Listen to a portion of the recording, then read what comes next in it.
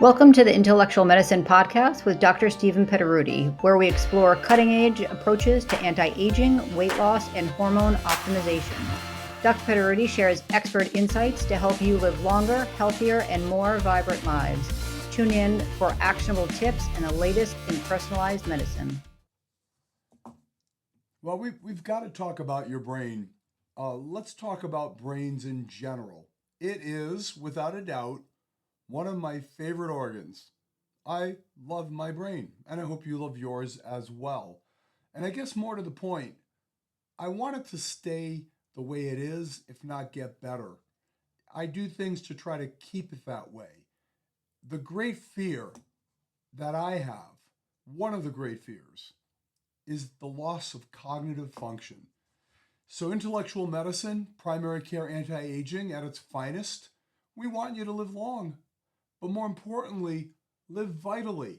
And that means keep your brain. Here's the problem: Alzheimer's lurks.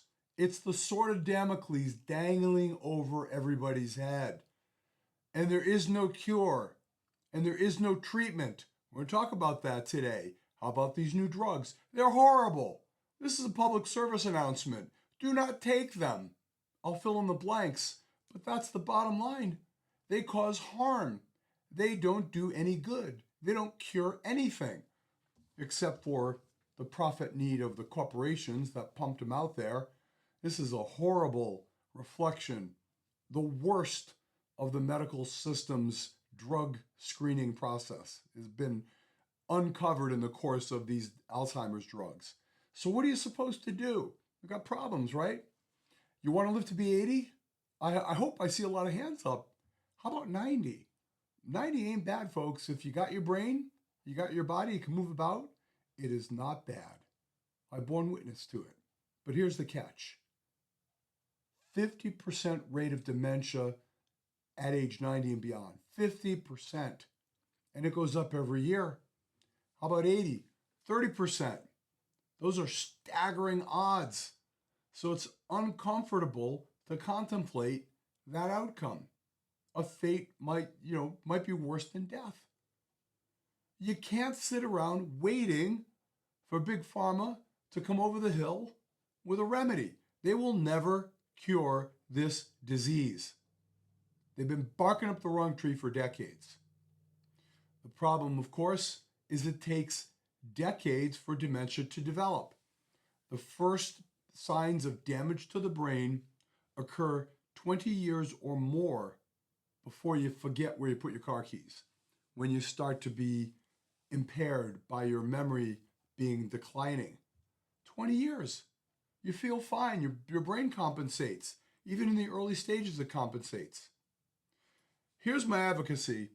I think that part of anti-aging should include a very proactive approach toward brain protection. And we'll talk about why you should be protecting your brain. I'm talking about the use of detoxifying heavy metals like lead. Lead is a pure brain killer. More lead, less brain. That's unequivocal. What do you do about the lead? You can't dodge it. It's everywhere. You lower it through getting it out of your system. At Intellectual Medicine, we've developed intravenous as well as oral regimens that can lower lead. Well, why wouldn't you do that? Of course you should do that. It's a pure toxin. It damages the brain. Less is better. And when you lower lead, you lower other toxic metals with it. Well, why not just wait around for a drug? Here's the problem. For decades, we've been talking about, we in the medical profession, beta amyloid plaques. These are the gooey little plaques that deposit in the brain and were felt to be the cause of dementia, Alzheimer's type dementia. So that was, 10, 15 years ago, they started to develop drugs to dissolve the plaques. And the drugs were a fantastic success at dissolving plaques. Problem? They did nothing to help the memory. Oh, problem made worse? They caused complications like brain bleeding, like accelerating death. The best studies indicated premature death or people dying sooner when they're on the drugs. But did that stop the companies? They had billions invested. This is a juggernaut, folks. So in order to get a drug approved, it has to get through the Food and Drug Administration. In order to get through the Food and Drug Administration, research must be done. And in order for you, the public, to be protected, that research must go through an institutional review board. The board is charged with making sure that you, the public interest is protected. Well, here's what's happened along the way to Big Pharma. I always thought that institutional review board meant it was like a college, a university. So you might notice my sweatshirt here. It's Husson University. It's where one of my sons goes to college. Very proud of him. Beautiful school. Yep. You pay that tuition? No, you don't even get a free sweatshirt. You have to buy it. You should at least throw that in. Anyhow, the point being, a university had a certain amount of intrinsic integrity built into it, right? They're not a profit entity. Institutional review boards belong in university settings. The problem is that universities weren't quick enough to respond, and pharmaceutical companies wanted a more efficient process, so it became privatized. The institutional review boards then became profit centers, and they've been bought up by venture capitalists to a certain degree. You see the chain reaction. The IRBs are for profit. They don't make money by denying studies. So this was all reported. I consider this a scandal around the drug Leqembi. Leqembi is a drug FDA approved to address Alzheimer's disease. It's a horrible drug. Nobody should ever take it. The best you can say about it is it slows down the rate of the decline a little bit, a couple of months at most, $26,000 for a couple of months. And it increases the rate of bleeding inside the brain. This is a known thing. So how does it get through the FDA? Well, the Institutional Review Board looks at their informed consent process and says, yeah, it's good to go. Problem. The volunteers in this study were told they would get a genetic test to see if they're at increased risk of bleeding in the brain.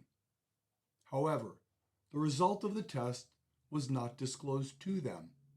And in fact, some of those patients, some of those volunteers who had that genetic risk ended up with horrible consequences. Genevieve Lane at the Villages. Well, if you're living at the Villages, you're not in a nursing home, right? Here's the real conundrum. These drugs, to the extent they may have any utility at all, and I don't think they do, they're marketed to people with early onset dementia. Well, folks, if you're early onset, it means you still got a pretty good quality of life. Genevieve was cruising around the Villages. Yeah, a little forgetful, but she was enjoying life until she got her Leqembi, developed brain bleeds, 51 of them, ended up being thrashing about in a hospital bed, had to be tied down until she died. And she's not alone. 100 others had consequences. This is horrible. This drug should be pulled from the market yesterday. Is it too big to fail?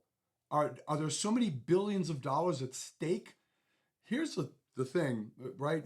Please disseminate this podcast to whomever you know who is struggling with memory or has risk factors. You can do something about it, and it's not drugs. You can do something about it when you feel great and your mind is clear. That's the time to take action. What we really need is an approach that reinforces your best health at the same time it protects your brain. Well, we've developed one in intellectual medicine, and it's helped many patients, and it can help folks at high risk or those with mild cognitive impairment, and it doesn't cause brain bleed. But why is this drug out there? It's not allowed in the European Union. It's not allowed in Australia. The whole theory that these amyloid plaques cause dementia is now being questioned. Dissolving them didn't help. So then what actually causes it? One thing is felt to be inevitably a component, and that is compromised blood flow. I've never seen somebody with dementia, Alzheimer's or otherwise, who had an MRI of the brain that failed to show microvascular compromise. So you got to get to the capillaries. You've got to get to the arteries. This all connects. The infusions that we use at Intellectual Medicine are unique. You can't get these at the corner drip bar. These are specially designed in order to help support capillary health, like a radiator flushing out the whole system. They also pull out toxic metal. You cannot continually poison the brain and expect to have a good outcome. Hey, if we're all being poisoned by the same poison at the same rate, how would we know it if our brains are all declining symmetrically? These studies are done, they're unequivocal. The lead level in the body correlates with brain decline. We know in children it leads to permanent destruction of brain and intellect. In unborn babies, the amount of lead the mother carries affects child's cognitive development. It's another space in which action should be taken. This problem is largely ignored because conventional medicine does not know how to test for it by and large. You can't test it in the blood. You have to test it in the body. You've got to do provocative studies. So looking for lead and lowering that lead, exquisitely safe. But that's not the only component. There's something called neuroinflammation. This is when the free radicals cause irritation to the neurons in your brain, thereby damaging them over time. Think of it like sandpaper, corrosive. Free radical overload can be neutralized with proper use of antioxidants. Notice proper use. You can't get this just by swallowing a mitt full of blueberries every day. That's good to have some. It's good to be lean. So when it comes to protecting your brain, percent body fat must be controlled. Excess adiposity increases brain damage risk, dementia risk. Lead has to be addressed. You cannot get that out other than active chelation. And because it is a niche knowledge, we at Intellectual Medicine are attempting to disseminate it. We have a university. It's called Intellectual Medicine University. And there are courses there for other doctors, nurse practitioners, and clinicians so they can learn how to do this. So if you're hearing my voice, somebody in your community has that ability. Or you can go to our website and we could help you there as well. Getting rid of the lead, keep your percent body fat in check, and then neutralize free radicals. Proper use, methylene blue, is a phenomenal antioxidant. It crosses the blood-brain barrier, neutralizing free radicals. It interferes with the buildup of plaque that may be a contributor. These are important steps to take, folks. How do you know if you're at risk? There's a genetic test called the ApoE4, APOE number 4, ApoE4. Your doc can order it for you. It's a simple test. Some people are fatalistic. They say, I don't want to know. Don't want to know. That used to be okay before we had the means of altering the risk profile. Now you should know, because if you're at high risk, it makes sense to take even more vigorous action at a young age. Methylene blue, absolutely. Lead detoxification, why not? Lead is a pure poison, has no business being in your body, right? Lifestyle variables, exercise, good sleep, check, check, check, right? You got to do all that stuff. And then the lead detox with the neutralization of the free radical overload. Now we're talking serious brain protection. I don't think that the cognitive decline is a consequence strictly of aging. It is an accumulation of damage and toxins. Yes, we have to mention alcohol. In excess, damaging, in moderation, probably not so much. We just mentioned that 50% of the people 90 and older are going to have dementia, which means 50% won't, which tells us that it can be prevented. Logic dictates, do not take the drugs. Be cautious about what you put in your body. Take good care of your whole body, including your brain. And here are some lifestyle tips, folks. You gotta have a purpose. If you don't have to get up tomorrow morning because nobody needs you, because you don't have any critical duty to perform, you got a problem. You gotta create a need in your life to keep your brain stimulated, healthy, and active. There's another piece to the puzzle. It's hormones. We now know that these hormones, testosterone, DHEA, and others, They're neurotransmitters. Women who get hysterectomies have an increased dementia rate. Men who get castrated, they do that to men sometimes when they have prostate cancer. A whole nother topic of horribleness that I'm going to help you with. But men who get castrated, they have an increased dementia rate as well. A body without hormones cries out misery. So folks, I'm really disturbed by what happened with these drugs coming to market. I think you've got to be proactive. If you have early onset dementia, avoid going to dementia centers. They got nothing for you except maybe pushing these drugs. Oh, by the way, before you take any of these drugs, if you're contemplating it, ask your doctor, doctor, have you been paid by the company in any way, shape, or form? Have you been to a paid conference? Do you accept teaching stipends from them? Are you on their board? If they are, that's a profound conflict of interest, in my opinion. Not my opinion, in fact. Look, these companies don't pay doctors so that they can trash their drugs. They pay them at least so that they can be complicit in silence. If you haven't guessed by now, I don't get paid by the Kimby. I don't know.